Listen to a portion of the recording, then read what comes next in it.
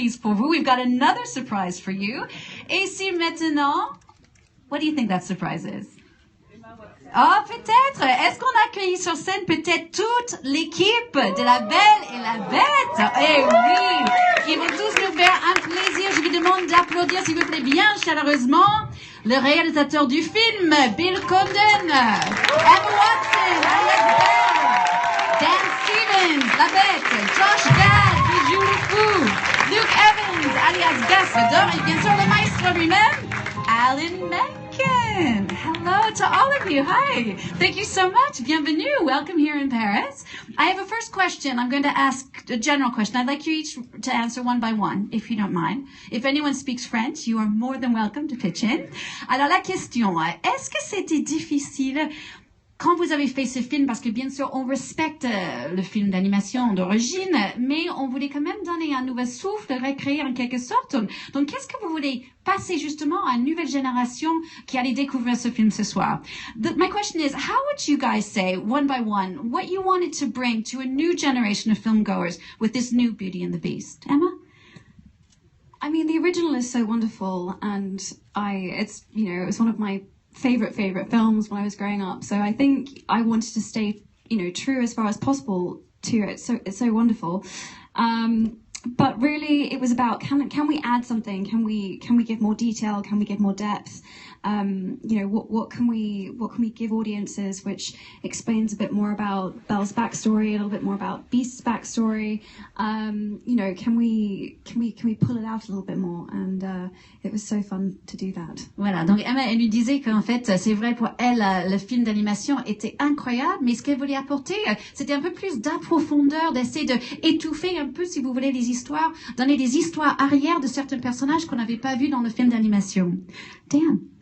Well, I think it's about keeping one of the greatest fairy tales of all time, one of the greatest French fairy tales of all time, alive, and keeping the magic alive. And, the idea of this sort of live action remake it didn't even exist when I was a kid, but it's one of my favorite books growing up and one of my favorite films. And so, this is such a mind-blowing experience. Voilà, pour moi, c'était vraiment le fait de garder ce conte de fées française, quand même, il faut le signaler, vivant. Et pour moi, à l'époque, quand j'étais enfant, j'aurais jamais imaginé qu'on aurait pu voir un film comme ça sur le grand écran. Pour moi, c'était un de mes livres préférés et je suis ravie de pouvoir le retrouver comme ça en long métrage. Luke, how about you? Hello. Luke plays Gaston, il joue Gaston. Yeah, make sure you get it right. I remember being 12 years old and going to the cinema and seeing it for the first time. Ah, il a un souvenir d'avoir 12 ans. Yes, I was 12, yeah. Voilà, 12 ans, d'aller voir le film pour la première fois en tant que film d'animation. And I remember how it left a massive mark on me as a child. The music and the story and the messages within the story.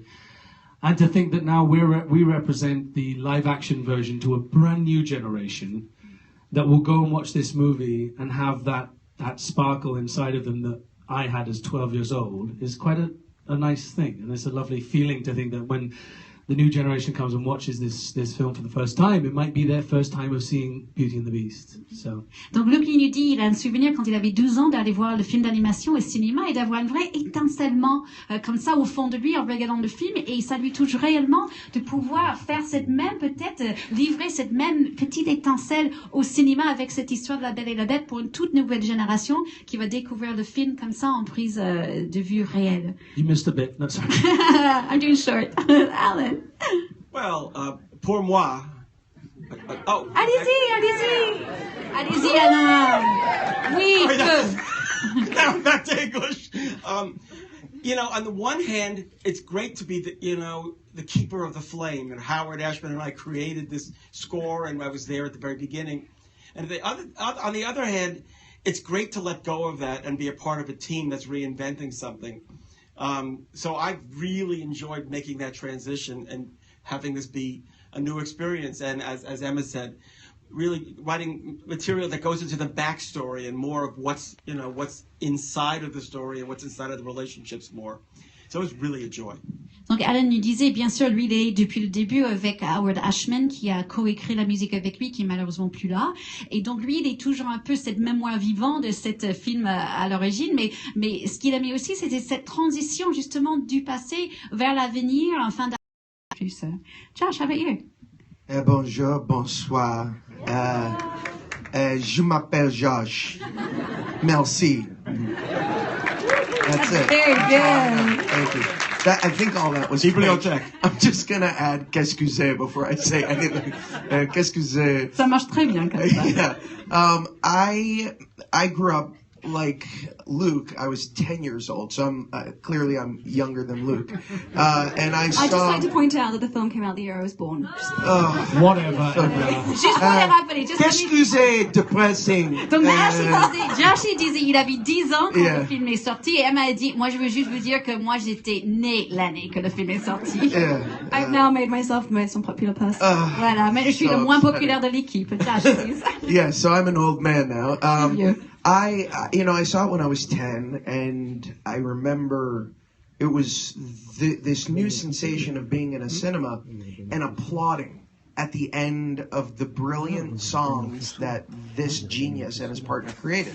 And I remember Be Our Guest happening, and the entire audience erupted in applause, which at that time you didn't really see.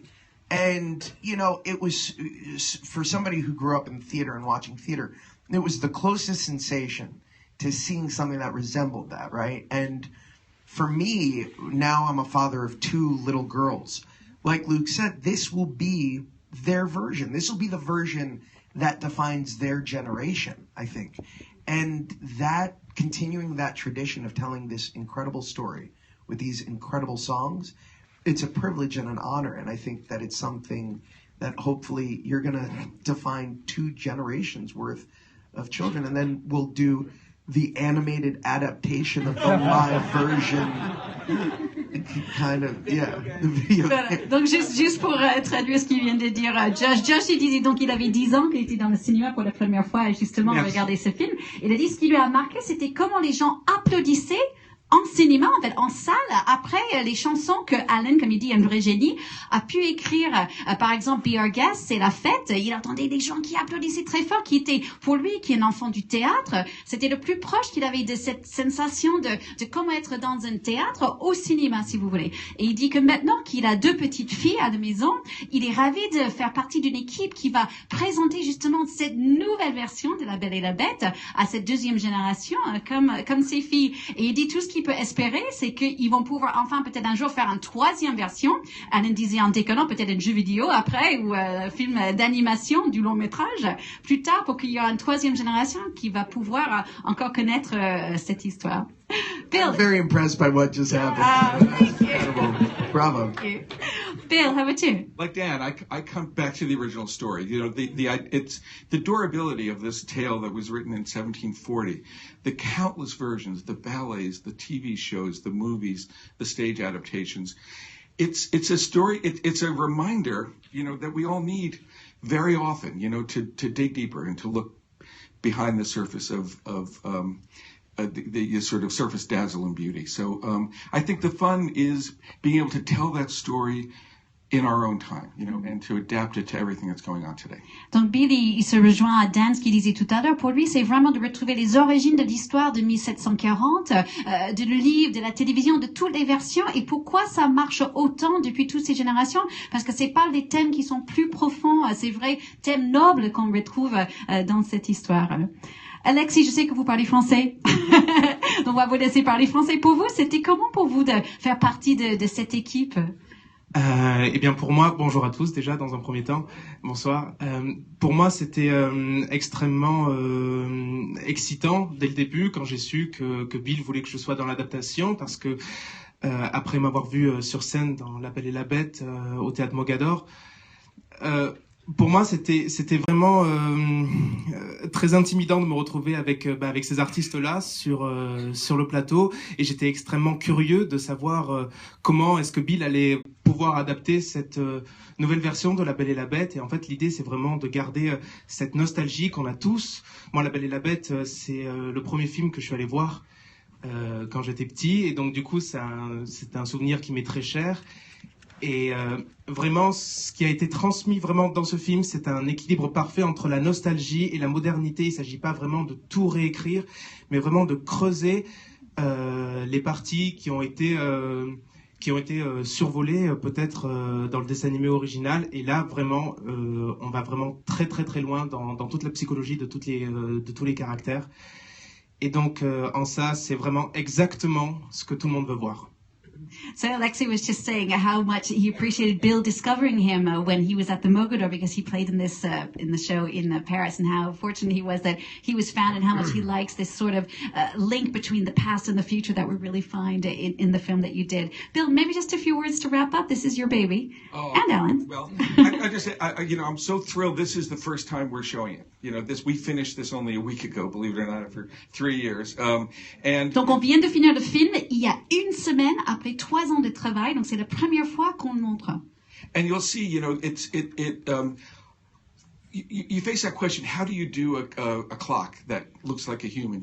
We went right back to, it is set in the period in which it was written. It is very much a French movie set in the 1740s. So I think you'll see all of the clues to how to adapting this came from that design. And also just want to say that inevitably any live action version of Beauty and the Beast also has to take into account the Cocteau movie. It's one of my favorite movies, and it was an inspiration as we made this film. That's great. So Bill, il nous dit qu'en fait, vraiment, quand vous regardez ce film, vous allez voir, il est vraiment ancré en français. Il parlait là à l'instant du film de Cocteau en disant que c'est un de ses films préférés. Vous allez retrouver un peu quelques idées de ce film dans ce long métrage. Et aussi, tout ce que vous allez voir est vraiment dans la France de 1740. On a vraiment pioché dans l'inspiration de la France. Et ça, vous allez voir dans quelques instants. Thank you so much to all of you. That was fantastic. Olivier, merci.